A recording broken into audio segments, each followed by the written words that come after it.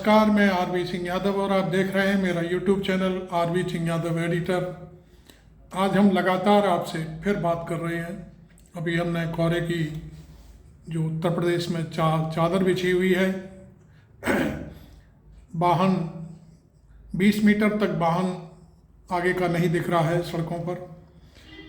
और मैं समझता हूँ ये आगरा की जो वीडियो है हमने डाली है, उसके अलावा मैं आपको बता दूं कि पूरे उत्तर भारत से खबर है कि कोहरा भारी मात्रा में है। मैं समझता हूँ कई जगह उड़ानें भी रद्द हुई हैं, लेकिन आज हम जो देश विदेश जाने वाले हैं, लगातार जा रहे हैं, वो कर्जे में डूबे हुए हैं, बहुत सारी चीज़ें सामने हैं।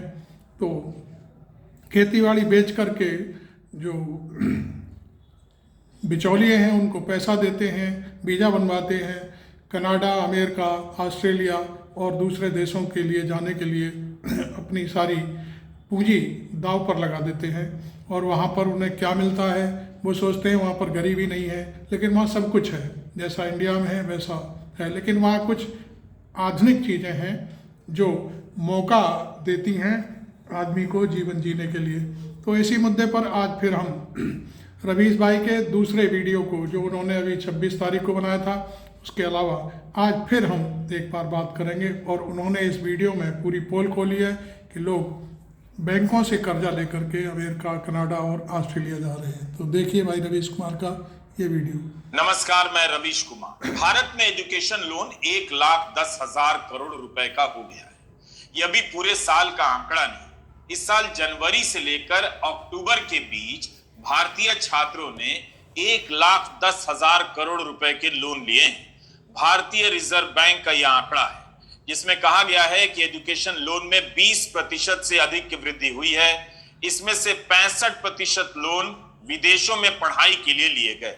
छात्र औसतन 40 से 60 लाख के लोन ले रहे हैं। सबसे ज्यादा लोन अमेरिका जाने के लिए लिया जा रहा है। भारतीय रिजर्व बैंक ने बताया है कि पिछले 5 साल में 2023-24 के बीच एजुकेशन लोन में सबसे अधिक उछाल देखा गया है। हिंदू बिजनेस लाइन की इसी साल जून के महीने की एक रिपोर्ट है कि एजुकेशन लोन के लिए छात्र 10 से 15% ब्याज चुका रहे हैं। कई बार बैंक इसलिए भी लोन नहीं देते क्योंकि उन्हें पता होता है कि कम सैलरी की नौकरी मिलेगी और ब्याज चुकाना मुश्किल हो जाएगा, लोन भी नहीं चुकेगा। आज हम इसी पर बात करेंगे कि गुजरात और पंजाब में छात्र विदेश जाने के लिए क्यों होड़ कर रहे हैं और क्यों दूसरे प्रदेश के बच्चे पिछड़ गए हैं। विदेश मंत्रालय का कहना है कि जनवरी 2023 तक उनके पास जो सूचनाएं हैं उसके हिसाब से 15 लाख छात्र विदेशों में पढ़ रहे हैं। 2022-23 में 21-22 की तुलना में एजुकेशन लोन में 17% का उछाल आया। कोविड के बाद अमेरिका जाने वाले छात्रों की संख्या में 35% की वृद्धि हुई है। अक्टूबर 22 से सितंबर 23 के बीच अमेरिकी दूतावास और काउंसलेट ने 1,40,000 छात्रों को वीजा जारी किया। भारतीय छात्रों की वजह से दुनिया की कितनी ही यूनिवर्सिटियों की दुकान चल रही है। विदेश में पढ़ना विदेश में बसने की पहली सीढ़ी है। जिस किसी के पास पैसा है, लोन ले सकता है, छात्रवृत्ति हासिल कर सकता है, वो पढ़ने के लिए विदेश जा रहा है। उनके हिसाब से वे बिल्कुल ठीक कर रहे हैं, क्योंकि भारत में पढ़ाई का स्तर गिर गया है। उनके माँ बाप भले ही सोशल मीडिया पर भारत को विश्व गुरु बताते रहें, मगर भीतर भीतर बच्चों को बाहर भेजने की तैयारी में लगे हुए हैं। अमृतसर एयरपोर्ट पर बुजुर्ग माँ बाप अपने बच्चों को छोड़ने पहुंचते रहते हैं। इनकी आंखों में उदासी साफ देखी जा सकती है। पंजाब का कोई ना कोई कोना हर दिन अपनों से जुदा होता रहता है। कई माँ बाप जानते हुए भी कि उनका जीवन अब अकेले का होने वाला है, किसी तरह बच्चों को भारत से बाहर भेज रहे हैं। पंजाब और बेंगलुरु से ऐसे माँ बाप का एक संगठन भी चलता है, जिसका नाम है NREPA, non resident Indian parents association. 1998 में बना यह संगठन माँ बाप को सामाजिक और मनोवैज्ञानिक सहारा देता है। इसकी अपनी वेबसाइट भी है। ये वो माँ बाप है जिनके बच्चे बाहर चले गए और जिनके लौट कर आने की उम्मीदें कमजोर पड़ती चली गईं। 2011 से 2018 के साल का आंकड़ा आप देखेंगे, तब भी लाख सवा लाख भारतीय भारत की नागरिकता छोड़ते रहे। 2018 के बाद से इसमें काफी तेजी आती है। वैध तरीके से जाने वाले भारतीयों की संख्या भी बढ़ती है, साथ साथ अवैध तरीके से जाने वालों की, जो हमने 26 दिसंबर के वीडियो में आपको बताया। सबकी आंखों में एक ही सपना है, कमाना है, अच्छा जीवन जीना है और विदेश में बस जाना है। हालांकि भारत की 6 ऋतुओं का अपना ही आकर्षण है और कश्मीर में ही चिनार के पत्ते जब रंग बदलते हैं तो अमेरिका और कनाडा की पतझड़ से पहले की रंगीनी को मात देते हैं। इसके बाद भी कनाडा और अमेरिका में जब फॉल आता है, पत्तों के रंग लाल और पीले होने लगते हैं, मुंह से वाव निकलता है। वाव अंग्रेजी का शब्द है, जैसे हिंदी में हम कहते हैं मुंह बा देना। वाव के समय वही होता है, देखने वाला चकित रह जाता है। जनवरी 2023 में इकोनॉमिक टाइम्स की एक रिपोर्ट में बताया गया है कि संयुक्त राष्ट्र की एक रिपोर्ट के अनुसार 2020 में दुनिया में अपनी मातृभूमि से बाहर रहने वाली सबसे बड़ी प्रवासी आबादी भारतीयों की थी। लगभग 2 करोड़। सरकारी आंकड़ों के अनुसार 2011 से 16 लाख से अधिक भारतीयों ने अपनी नागरिकता छोड़ दी, जिसमें 2022 में 1,83,741 लोग शामिल हैं जिन्होंने भारत की नागरिकता छोड़ दी। अमेरिका, कनाडा के मकान, मोहल्ले, दुकानें, अस्पताल, सब कुछ इस वीडियो में भी आपको व्यवस्थित नजर आएंगे। गरीबी इधर भी है, लेकिन अवसर और अवसरों की गुणवत्ता भी इधर ही है। जैसा कि इन देशों में जाकर बस चुके और बसने का जुगाड़ लगाने वाले भारतीय ही बताते हैं। कुछ तो हुआ है कि भारत की नागरिकता छोड़ने वालों की संख्या बढ़ी है। 2020 में 85,256 भारतीयों ने नागरिकता छोड़ दी। उसके अगले साल यह संख्या यानी 2021 में 1,63,370 हो गई। 2022 में तो पूछिए मत, लगता है उस साल नागरिकता छोड़ने की भगदड़ मच गई। 2022 में 2,25,620 लोगों ने भारत की नागरिकता को टाटा बाय बाय कर दिया, अमेरिका, कनाडा, ऑस्ट्रेलिया को गले लगा लिया। यह सारा आंकड़ा विदेश मंत्रालय का है, इसी साल अगस्त में संसद में रखा गया है। इस वीडियो का मकसद यह बताना नहीं कि अमेरिका और कनाडा में जो भी है वो अच्छा ही है, कम से कम मैं तो नहीं मानता, लेकिन हम उनकी बात कर रहे हैं जिन्हें लगा कि अमेरिका और कनाडा में भारत से तो बहुत अच्छा है और वे झट से भारत छोड़ गए। कुछ अच्छे और प्रतिबद्ध शिक्षकों को छोड़ दीजिए, जिनकी संख्या भारत के कॉलेजों में कुछ में होती है। भारत के ज्यादातर कॉलेज की पढ़ाई घटिया है। कहीं क्लास में टीचर नहीं है, टीचर है तो पढ़ाने नहीं आता, कहीं परीक्षा नहीं और कहीं समय पर डिग्री नहीं। जब तक हिंदी प्रदेश का बच्चा पढ़कर निकलता है वह किसी लायक नहीं रहता। यह सवाल उनका भी होना चाहिए कि क्यों वे विदेशों में पढ़ाई और नौकरी के अवसरों का पीछा नहीं करते हैं। लेकिन पहला सवाल यह होना चाहिए कि इस पलायन के पीछे जो कारण है उस पर बात कौन करेगा और बात कब होगी। खराब कॉलेज, खराब नौकरी, यही हिंदी प्रदेश की नियति है। क्या युवाओं ने सपने देखने भी बंद कर दिए? कब तक वे अच्छी यूनिवर्सिटी की तलाश में अमेरिका या कनाडा भागते रहेंगे? या पटना के गंगा घाट पर अरुण कुमार की क्लास, यहां बैठे छात्रों को देखकर उनका कायल हो जाता हूं।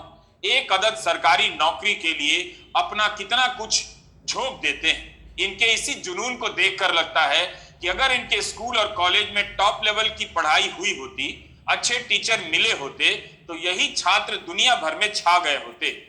इन छात्रों में प्रतिभा और लगन की कोई कमी नहीं, मगर इनके जीवन में 15 साल तक खराब स्कूल और घटिया कॉलेजों का लंबा सिलसिला चलता है, जिससे इनकी प्रतिभा और सपनों को बहुत नुकसान पहुंचता है। सभी के बारे में तो नहीं कह सकता, लेकिन मेरा मानना है कि अगर राजनीति में धर्म को लेकर सनक पैदा ना की गई होती तो हिंदी प्रदेशों के लाखों युवाओं का टाइम ही नहीं कटता। इसलिए अभी और 2 बड़े मुद्दे आ रहे हैं मंदिरों के, जिसके फेर में भारत की 2 पीढ़ी का पूरा जीवन निकलने वाला है। हिंदी प्रदेश के युवाओं को आप किसी जगह पर मंदिर का सपना दे दीजिए और किसी जगह पर फैक्ट्री का, मुझे यकीन है ये मंदिर का सपना चुन लेंगे। मुझे हिंदी प्रदेश के युवा कभी गलत साबित नहीं करते, इसलिए मुझे उन पर गर्व होता है।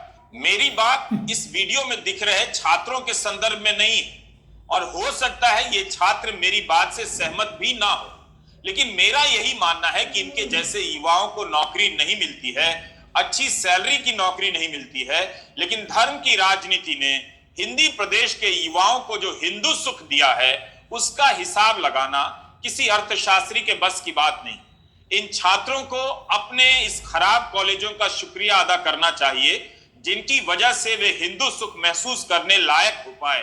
इसके बाद भी इन्हें बताया तो जा ही सकता है कि इन्हीं के पीढ़ी के युवा कनाडा, अमेरिका और ऑस्ट्रेलिया के लिए चुपचाप निकल लिए। हम भूल जाते हैं किसी देश में गोदी मीडिया ने जेएनयू पर किस तरह हमला किया, पीएचडी का मजाक उड़ाया, कहा टैक्स पेयर के पैसे की बर्बादी है, जबकि उसी पीएचडी के लिए लोग लाखों का लोन ले रहे हैं, घर छोड़कर कनाडा, अमेरिका जा रहे हैं, क्योंकि उन देशों में अभी भी रिसर्च की मान्यता है और अच्छी रिसर्च होती है। आपकी नजरों में जेएनयू को देशद्रोह का अड्डा बताकर इन्हीं गोदी मीडिया के परिवार के लोग और नेताओं के लोग अमेरिका, कनाडा निकल लिए। आखिर क्यों भारतीय छात्र विदेशी यूनिवर्सिटी की तरफ पलायन कर रहे हैं? ऐसा तो हो नहीं सकता कि करोड़ों रुपए खर्च करने के बाद करोड़ों रुपए की सैलरी वाली नौकरी मिल ही जाती हो। वहां गए छात्रों का भी कहना है कि पढ़ाई अच्छी होती है, सुविधाएं अच्छी हैं, काफी कुछ सीखने को मिलता है, अपने प्रोफेसर से कुछ भी बोल सकते हैं। भारतीय छात्र कहां कहां नहीं जा रहे हैं। अमेरिका, कनाडा, इंग्लैंड के अलावा Ireland, Kyrgyzstan, Uzbekistan, Philippines, Singapore, रूस, न्यूजीलैंड, फ्रांस, जर्मनी, बड़ी संख्या में भारतीय छात्र पहुंच रहे हैं। सबसे अधिक छात्र महाराष्ट्र, तेलंगाना, आंध्र प्रदेश और पंजाब से जा रहे हैं। इसके बाद गुजरात, दिल्ली और तमिलनाडु का नंबर आता है। हिंदी प्रदेशों के नाम सूची में नीचे। विदेश जाना आसान नहीं, अंग्रेजी जानने की परीक्षा पास करनी होती है। इसके लिए छात्र पीटीई, जीआरई, आईईएलटीएस और टॉफेल की परीक्षाएं देते हैं। कोचिंग पर 40 से 50 हजार रुपए खर्च करते हैं। पंजाब से लेकर गुजरात में इनकी भरमार हो गई है कोचिंग सेंटर की। कनाडा इन दो राज्यों पर काफी ध्यान दे रहा है, क्योंकि यहाँ के छात्रों से ही कनाडा की यूनिवर्सिटी भर रही है। 2018 में नारायण मूर्ति ने कहा था, 70 घंटे काम करने का लेक्चर देने वाले नारायण मूर्ति, कि 80% भारतीय युवा किसी नौकरी के लायक नहीं। क्या आप मानेंगे ये बात? तब उन्होंने कहा कि यहाँ की शिक्षा व्यवस्था इसके लिए जिम्मेदार है। पंजाब के दक्षिण मालवा का एक शहर है बठिंडा। पिछले कुछ सालों में यह शहर एक आईएलटीएस हब की तरह जाना जाने लगा। ये बठिंडा शहर का अजीत रोड है, वहीं का वीडियो है। भले ही शहर की यह सड़क दो इलाकों को जोड़ती है, पर विदेश जाने की चाहत रखने वाले हजारों छात्रों के लिए यह सड़क बठिंडा से सीधे America, Canada, Australia, England, middle east और साइप्रस जाती है। बठिंडा की 100 feet road, power house road और अजीत रोड मिलकर एक ऐसा त्रिकोण बनाते हैं जिसमें हजारों की संख्या में आईईएलटीएस कोचिंग सेंटर चलते हैं। लाखों की संख्या में इनमें पंजाब ही नहीं, पूरे देश से युवा छात्र कोचिंग लेने के लिए आते हैं। 3 महीने की कोचिंग की फीस 10,000 से 80,000 तक हो सकती है, बल्कि इससे ज्यादा भी। ये सड़कें अगर कोचिंग सेंटर और छोटे ढाबों और दुकानों से भरी हैं, तो इनसे सटे रिहायशी इलाकों में पेइंग गेस्ट और हॉस्टल की भरमार। विदेश जाने की कोचिंग का खर्च सिर्फ सेंटर की फीस भरकर पूरा नहीं हो जाता। पीजी या हॉस्टल का किराया मिलाकर विदेश जाने की लंबी प्रक्रिया में केवल कोचिंग का कुल मासिक खर्च एक आम किसान परिवार की औसत मासिक आय से भी बहुत ज्यादा हो जाता है, कई गुना होता है। ਸੋ ਕਾਸਟਿੰਗ ਦੀ ਜੇ ਆਪਾਂ ਗੱਲ ਕਰੀਏ, ਸਟਾਰਟਿੰਗ ਫਰੋਮ ਬਰਬਾਦ ਹੋ ਜਾਂਦੇ ਨੇ ਲੋਕ। ਜਿੱਦਾਂ ਬੱਚਾ ਜਦੋਂ ਵੀ ਕਿਸੇ ਵੀ ਕੋਚਿੰਗ ਲੈਂਦਾ, ਕਿਸੇ ਵੀ ਜਿਹੜਾ ਆਪਣੇ ਟੈਸਟ ਦੀ ਕੋਚਿੰਗ ਲੈਂਦਾ, ਸੋ ਐਵਰੇਜ ਅਗਰ ਉਹ ਟੈਸਟ ਦੀ ਫੀਸ ਪਲੱਸ 3 ਮੰਥਸ ਦੀ ਅਸੀਂ ਕੋਚਿੰਗ ਦੀ ਗੱਲ ਕਰੀਏ ਤਾਂ ਉਹ ਜਿਹੜੀ ਕਾਸਟਿੰਗ ਹੈ ਅਰਾਊਂਡ ਅਬਾਊਟ 40 to 50,000 ਦੋਵੇਂ ਚੀਜ਼ਾਂ ਦੀ ਕਾਸਟਿੰਗ ਆ ਜਾਂਦੀ ਹੈ। ਉਸ ਤੋਂ ਬਾਅਦ ਜੋ ਪ੍ਰੋਸੈਸ ਸਟਾਰਟ ਹੁੰਦਾ ਜਿਸ ਵਿੱਚ ਬੱਚੇ ਦੀ 1 ਸਾਲ ਦੀ ਫੀਸ ਦੇ ਨਾਲ ਲਿਵਿੰਗ ਐਕਸਪੈਂਸਿਸ, ਅਸੀਂ ਗੱਲ ਕਰਾਂਗੇ ਪਹਿਲਾਂ ਕੈਨੇਡਾ ਦੀ। ਕੈਨੇਡਾ ਦੇ ਵਿੱਚ 1 ਸਾਲ ਦੀ ਜਿਹੜੀ ਫੀਸ ਹੈ, ਐਵਰੇਜ ਫੀਸ ਹੈ ਜਿਹੜੀ, ਉਹ ਤਕਰੀਬਨ 9 ਤੋਂ ਸ਼ੁਰੂ ਹੋ ਕੇ 9 ਲੱਖ ਇਨ ਇੰਡੀਅਨ ਰੁਪੀਸ ਤੋਂ ਸ਼ੁਰੂ ਹੋ ਕੇ ਤਕਰੀਬਨ 12 ਲੱਖ ਤੱਕ ਜਿਹੜੀ ਇਹ ਚਲੀ ਜਾਂਦੀ। ਐਂਡ ਉਸ ਦੇ ਨਾਲ ਹੀ ਜਿਹੜਾ ਲਿਵਿੰਗ ਐਕਸਪੈਂਸਿਸ, ਜਿਹਨੂੰ ਕੈਨੇਡਾ ਦੇ ਵਿੱਚ ਅਸੀਂ ਕਹਿੰਦੇ ਹਾਂ GIC, ਗਰੰਟਿਡ ਇਨਵੈਸਟਮੈਂਟ ਸਰਟੀਫਿਕੇਟ, ਜਿਸ ਦੇ ਵਿੱਚ ਸਟੂਡੈਂਟ ਦੇ ਅਕਾਊਂਟ ਦੇ ਵਿੱਚ $10,200 ਜਿਹੜੇ ਡਿਪੋਜ਼ਿਟ ਹੁੰਦੇ ਸੀ, ਜੋ 31 ਦਸੰਬਰ ਤੱਕ ਸੀ। ਲੇਕਿਨ ਕੈਨੇਡੀਅਨ ਗਵਰਨਮੈਂਟ ਨੇ ਉਹਨੂੰ ਚੇਂਜ ਕਰਕੇ आफ्टर 1 जनवरी 2024 वो 20,635 कैनेडियन डॉलर्स ਜਿਹੜੇ ਨਿਕਾਲਦੇ। ਸੋ ਉਸ ਤੋਂ ਇਲਾਵਾ ਇੱਕ ਮੈਡੀਕਲ ਹੁੰਦਾ ਸਟੂਡੈਂਟ ਦਾ ਪਲੱਸ ਐਮਬੈਸੀ ਫੀਸ।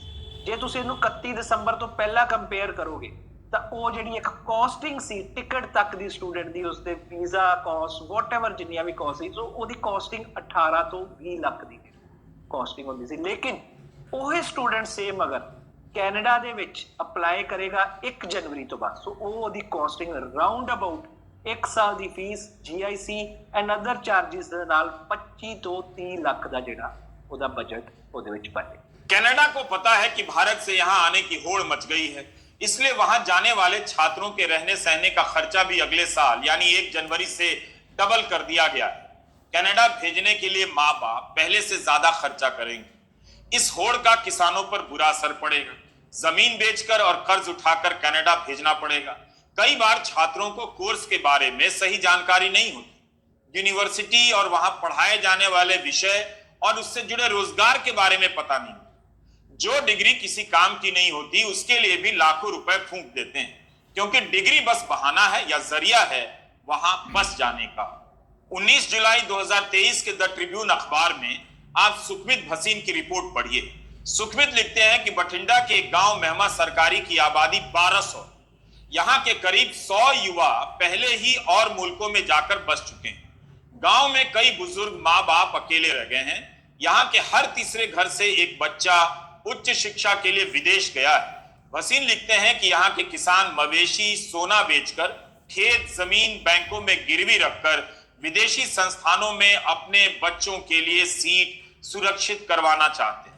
यहाँ पर आभूषणों के बदले ऋण देने वाले निजी फाइनेंसियर्स की तादाद भी बढ़ने लगी है। मेहमा सरकारी गांव के निवासी मनोज शर्मा ने कहा है, जो ट्रिब्यून में छपा है, कि एक समय हमारा गांव बड़ी संख्या में सरकारी नौकरियों वाले लोगों के लिए जाना जाता था, लेकिन अब लगभग 100 युवा अध्ययन वीजा पर कनाडा, ऑस्ट्रेलिया, यूके और साइप्रस चले गए।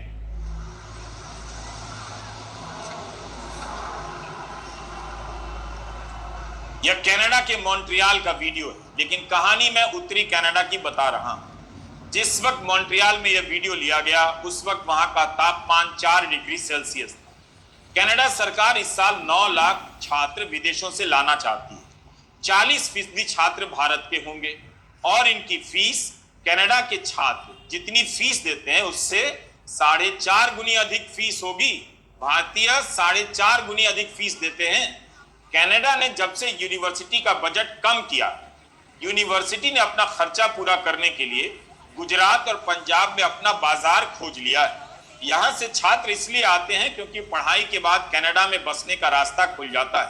यहां के कॉलेज नहीं चाहते कि अकेले भारत पर निर्भर रहें, इसलिए दक्षिण अफ्रीका में भी अभियान चलाया जा रहा है। यह ऑन्टेरियो के नॉर्दर्न कॉलेज का वीडियो है। इसके बारे में न्यूयॉर्क टाइम्स में रिपोर्ट छपी है। नोरिमित्सु ओनिशी की रिपोर्ट में बताया गया है कि टोरंटो से कार से 8 घंटे लगते हैं यहां पहुंचने में। ऑन्टेरियो में भयंकर ठंड पड़ती है, फिर भी वहां के सरकारी कॉलेजों में भारतीय छात्रों की भरमार है। नॉर्दर्न कॉलेज में पढ़ने वाले विदेशी छात्रों में भारतीय छात्रों की संख्या 96% से अधिक हो गई है। इस कॉलेज में ग्रामीण ओंटारियो से कहीं ज्यादा छात्र गुजरात और पंजाब के। 2014 में यहां मात्र 40 अंतरराष्ट्रीय छात्र थे, इस साल 6000 से अधिक हो गए। न्यूयॉर्क टाइम्स लिखता है कि एकदम से दूर दराज के इस कॉलेज में भारत के छात्र पहुंचे हैं, जहां कनाडा के ही ज्यादातर लोग नहीं जाते। यहां इतनी ठंड पड़ती है कि कुल्फी जम जाए, फिर भी भारत के छात्र यहां भीड़ लगाकर पहुंच रहे हैं। कनाडा में बसने के अलावा एक कारण यह भी है कि इन छात्रों का, इनके माता पिता का भारत की यूनिवर्सिटी में भरोसा नहीं रहा। मिडिल क्लास व्हाट्सएप ग्रुप में वीडियो फॉरवर्ड कर रोज माहौल बनाता है कि भारत सुपर पावर हो गया और चुपके से अपने बच्चों को कनाडा फॉरवर्ड कर देता है। हिंदी प्रदेश के युवाओं को यही खेल समझ जाना है और खुद इससे निकलने की तैयारी करनी, क्योंकि विदेश जाना, वहां पढ़ना और वहां बस जाना, अब इसे कोई भी गलत नहीं कहता। बस सावधान रहना है कि कोई एजेंट आपको ठग न ले, फर्जी सर्टिफिकेट लेकर भेजेगा तो फिर वहां से वापस आना पड़ेगा। पंजाब और गुजरात के युवा लगे हुए हैं अंग्रेजी की परीक्षा निकालने में। इन्हें पता है कि कनाडा में वीजा की वेटिंग लंबी है, तो चलो इंग्लैंड की तरफ। ब्रिटिश उच्चायोग के अनुसार जून 2022 तक यूके द्वारा एक वर्ष में लगभग 1,20,000 प्रायोजित अध्ययन वीजा भारतीय छात्रों को जारी किया गया और इनमें से 40% पंजाबी छात्र हैं। इससे पहले कनाडा पढ़ाई के लिए सबसे बड़ा ठिकाना था। 18 नवंबर 2022 के ट्रिब्यून में सुखमित भसीन ने लिखा है कि एक वीजा सलाहकार ने उनसे कहा कि कनाडा के लिए देरी और बढ़ती अस्वीकृति दर ने छात्रों को निराश किया है, जो आजकल इंग्लैंड का विकल्प चुन रहे हैं, क्योंकि इसकी सफलता दर 100% है और छात्रों को IELTS परीक्षा के प्रत्येक घटक में केवल 6 बैंड स्कोर की आवश्यकता होती है। वीजा रिजेक्ट होने पर फीस भी जब्त हो जाती है, इसलिए छात्र चाहते हैं कि वहां ट्राई मारा जाए जहां वीजा का मिलना पक्का हो। यूके में विश्वविद्यालय छात्रों को तरह तरह की छात्रवृत्तियां भी प्रदान कर रहे हैं। भारत से आ रही इस भीड़ को देखते हुए इंग्लैंड ने वीजा मानकों में कुछ बदलाव किए हैं। वहां पर पढ़ाई के बाद 2 साल तक काम करने की अनुमति दी जा रही है, ताकि काम कर लोन का खर्चा निकल आए और ज्यादा संख्या में भारतीय छात्र वहां पहुंचे। कौन कौन अफोर्ड कर सकता है? मैं दसना चाहना कि जो स्टूडेंट्स बाहर जाते ने उन्हां दे विच ज्यादा वो स्टूडेंट्स ने ਜਿਹੜੇ मिडिल क्लास ਤੋਂ ਬਿਲੋਂਗ ਕਰਦੇ ਨੇ ਜਾਂ ਪੂਅਰ ਫੈਮਿਲੀਜ਼ ਤੋਂ ਬਿਲੋਂਗ ਕਰਦੇ ਨੇ। ਸੋ ਉਹਨਾਂ ਲਈ ਇੱਕ ਬਹੁਤ ਵੱਡਾ ਸੈਟਬੈਕ ਹੈ। ਰਿਚ ਜਿਹੜੇ ਹੈਗੇ ਨੇ ਉਹ ਅਫੋਰਡ ਕਰ ਸਕਦੇ ਨੇ ਸਟੱਡੀਜ਼, ਉਹਨਾਂ ਲਈ ਅੱਜ ਵੀ ਸਟੱਡੀਜ਼ ਜਿਹੜੀਆਂ ਨੇ ਬਾਹਰ ਇੰਟਰਨੈਸ਼ਨਲ ਕੋਈ ਇੰਨੀਆਂ ਕਾਸਟ ਨਹੀਂ ਕਰਦੀਆਂ। ਲੇਕਿਨ ਜੋ ਇੱਕ ਐਵਰੇਜ ਪੂਅਰ ਸਟੂਡੈਂਟ ਹੈ, ਜੋ ਇੱਕ ਜਿਹਨੂੰ ਆਪਾਂ ਕਹਿੰਦੇ ਸਾਡੇ ਇੱਥੇ 2 ਤਰ੍ਹਾਂ ਦੇ rural and urban. So rural ਦੇ ਵਿੱਚ ਜਿਹੜਾ ਆ ਜਾਂਦਾ ਛੋਟੀ ਕਿਸਾਨੀ ਆ ਜਾਂਦੀ ਹੈ, ਜਿੰਨਾ ਕੋਲ ਜ਼ਮੀਨਾਂ ਘੱਟ ਨੇ, ਜੋ ਮੇਜਰ ਬਾਹਰ ਜਾਂਦੇ ਨੇ।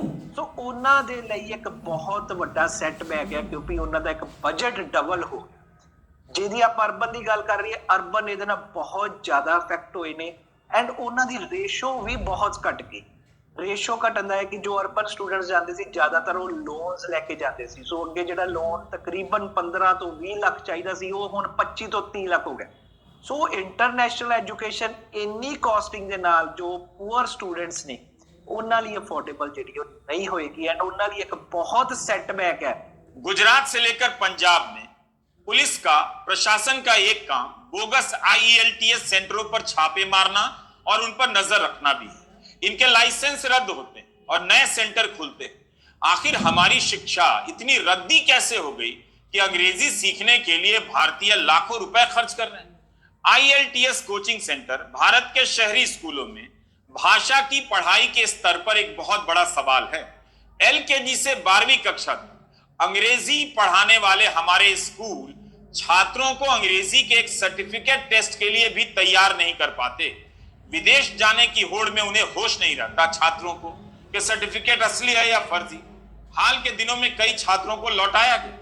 जब सांसद जयदेव गल्ला ने सरकार से पूछा कि पिछले 3 वर्षों में कितने भारतीय लोग विदेशों से डिपोर्ट किए गए, उस पर मंत्री ने कहा आंकड़े नहीं हैं, मगर इसके आंकड़े हैं कि 1.5 करोड़ भारतीय कुशल अकुशल मजदूर और पेशेवर के रूप में विदेशों में काम कर रहे हैं।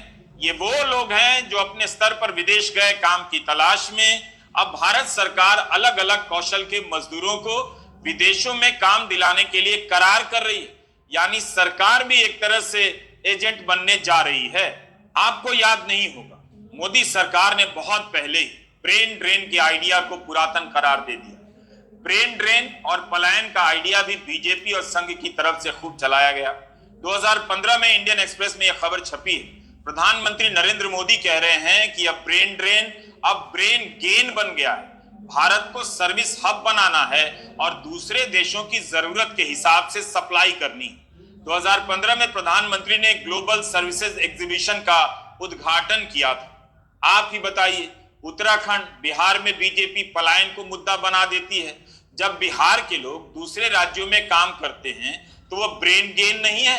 विदेश में काम करने के लिए पलायन भी स्टैंडर्ड का आइटम हो जाता है। कई दशक से भारत के अलग अलग हिस्सों से लोग दुनिया के अलग अलग देशों में काम की तलाश में जाते रहे। शायद ये पहली बार होगा कि भारत सरकार भी आधिकारिक तौर पर पलायन करवाएगी। नर्सिंग से लेकर तमाम काम के लिए भारतीय खुद से जा तो रहे थे, अब सरकार भेजेगी। राज्यों में पलायन रोकने का वादा करने वाली बीजेपी अपने स्तर पर पलायन करवाएगी। यह भी अजीब मोड़ है। 27 दिसंबर के बिजनेस स्टैंडर्ड ने अपने संपादकीय में इसका स्वागत किया कि भारत सरकार दूसरे देशों में कुशल कारीगर सप्लाई करने का करार कर रही है, लेकिन यह भी चेतावनी दी है कि नीतिगत हिसाब से देखिए तो इससे बेरोजगारी की समस्या का समाधान नहीं होगा। इसे इस तरह से नहीं देखा जाना चाहिए कि भारत की अर्थव्यवस्था अच्छी सैलरी का रोजगार पैदा नहीं कर पा रही है तो इसका समाधान कुछ मजदूरों को विदेश भेजकर निकाला जाए। बिजनेस स्टैंडर्ड ने लिखा है कि ग्रीस ने भारत से खेती के लिए 10,000 मजदूर मांगे हैं। इटली ने अपनी नगर पालिकाओं के लिए लोग मांगे। भारत ने 40,000 मजदूरों को इजराइल भेजने का करार कर दिया क्योंकि वहां चल रहे युद्ध के कारण 90,000 फलस्तीनी अपने देश लौट गए। हाल ही में आपने खबर देखी होगी कि हरियाणा सरकार भी 10,000 कंस्ट्रक्शन मजदूरों को इजराइल भेजना चाहती है। कांग्रेस नेता भूपेंद्र हुड्डा ने कहा कि जहां से बाकी देशों ने अपने लोग निकाल लिए, भारत वहां भेज रहा है जहां युद्ध चल रहा है। राज्य सरकार ने कहा कि वह युवाओं को घर में और विदेश में नौकरी दिलाने में मदद कर रही है। सेंट्रल ट्रेड यूनियन ने 1 लाख मजदूरों को इस्राइल भेजने की डील का विरोध किया है। हरियाणा में बेरोजगारी की दर 9% से अधिक है। बिजनेस स्टैंडर्ड ने अपने संपादकीय में लिखा है कि periodic labour force survey PLFS के ताजा आंकड़ों के हिसाब से 57% लोग स्वरोजगार में लगे हैं, लेकिन इसका मतलब यह नहीं कि वे कारोबारी हो गए। इनमें से 18% से अधिक लोग घरेलू उद्यम में लगे, 21% दिहाड़ी मजदूर। यह सच्चाई है भारत में नौकरी और पढ़ाई की। यहां जब तक किसी का सपना सकरी गली से बाहर निकलता है, चौराहे पर भयंकर जाम और हॉर्न की आवाज में युवाओं का सपना अटक जाता है। आज की ही रिपोर्ट है, EPFO के आंकड़े बता रहे हैं कि पिछले साल की तुलना में इस साल संगठित क्षेत्र में नए काम का सृजन 10% घटा है। बिजनेस स्टैंडर्ड ने लिखा है कि जनवरी से अक्टूबर 2023 के बीच 90 लाख कर्मचारी EPFO से जुड़े हैं। उसके पहले के साल में 1 करोड़ कर्मचारी जुड़े थे। संगठित क्षेत्र में काम नहीं मिलने का एक मतलब यह भी है कि काम करने वालों को किसी भी प्रकार की सामाजिक सुरक्षा नहीं मिलेगी। यही नहीं, EPFO से जुड़ने वाले 18 से 28 साल के युवाओं की संख्या भी घटी है। इसका मतलब हुआ युवाओं को अच्छी नौकरी नहीं मिल रही है। पहली बार काम पाने वालों को काम नहीं मिल रहा। भारत में नौकरी की हालत खराब है। कम सैलरी की नौकरी में ही संतोष करना होगा और शहरी जीवन की अपनी मुश्किलें भी हैं। दिहाड़ी काम का ही चलन बढ़ रहा है। 26 दिसंबर के हिंदू अखबार में एक विश्लेषण छपा है। जिंदल ग्लोबल यूनिवर्सिटी के प्रोफेसर राहुल मेनन ने लिखा है कि आंकड़ों के हिसाब से भले ही बेरोजगारी कम बताई जाती है, लेकिन असली पहलू यह है कि जिनके पास अच्छी डिग्री है, जिन्होंने अच्छी पढ़ाई की है, उनके बीच बेरोजगारी की दर बहुत ज्यादा है। इससे संकेत मिलता है कि हमारी अर्थव्यवस्था में अभी भी अकुशल मजदूरों और असंगठित सेक्टर का बोलबाला है। यही नहीं, पढ़े लिखे लोगों को रोजगार मिलने का इंतजार भी लंबे समय तक करना पड़ता है। भारत की शिक्षा अगर बची है तो कोचिंग के चलते बची है। हर परिवार बच्चों का एडमिशन 2 जगह करा रहा है, स्कूल में और उसके बाद कोचिंग में। हर विषय की कोचिंग होने लगी। इसका मूल्यांकन होना चाहिए कि यूनिवर्सिटी और स्कूलों का स्तर कितना गिरा है कि बिना कोचिंग के किसी का काम नहीं चलता। इस बीच युवाओं को निराश होने की बिल्कुल जरूरत नहीं। स्कूल से लेकर कॉलेज और अन्य जगहों पर प्रधानमंत्री के कटआउट लगा दिए गए हैं। आप चाहें तो प्रधानमंत्री के साथ सेल्फी ले सकते हैं। भले आपकी डिग्री किसी काम की नहीं, मगर क्या पता ये सेल्फी काम आ जाए। तभी भारत सरकार जगह जगह सेल्फी कटआउट लगा रही है। आखिर मोदी जी ने किया है, कुछ सोचकर ही किया होगा। यही नहीं, अब सफल होने का मतलब यह नहीं कि आप युवा कितने सफल हैं। एक तरफ YouTube पर लगाम लगाने की तैयारी चल रही है, दूसरी तरफ बीजेपी के ट्विटर हैंडल पर यह प्रचार पोस्टर जारी किया गया है जिसमें बताया गया है कि प्रधानमंत्री के YouTube चैनल पर सब्सक्राइबर की संख्या 2 करोड़ हो गई। इस मामले में उन्होंने विपक्ष के 8 नेताओं को पीछे छोड़ दिया। 2 करोड़ युवाओं को रोजगार भले ना मिला हो, लेकिन 2 करोड़ सब्सक्राइबर होने का जश्न बीजेपी मना रही है। पंजाब और गुजरात के छात्रों को शायद पता चल गया है कि ये अब कभी ठीक नहीं होगा, तो निकलो यहां से। हिंदी प्रदेश के युवाओं को तय करना है कि गुजरात और पंजाब के युवाओं की तरह अमेरिका और कनाडा के लिए निकलना है या यहीं पड़े पड़े हिंदू सुख में डूबे रहना है। तय आप कर लीजिए। नमस्कार, मैं रवीश कुमार।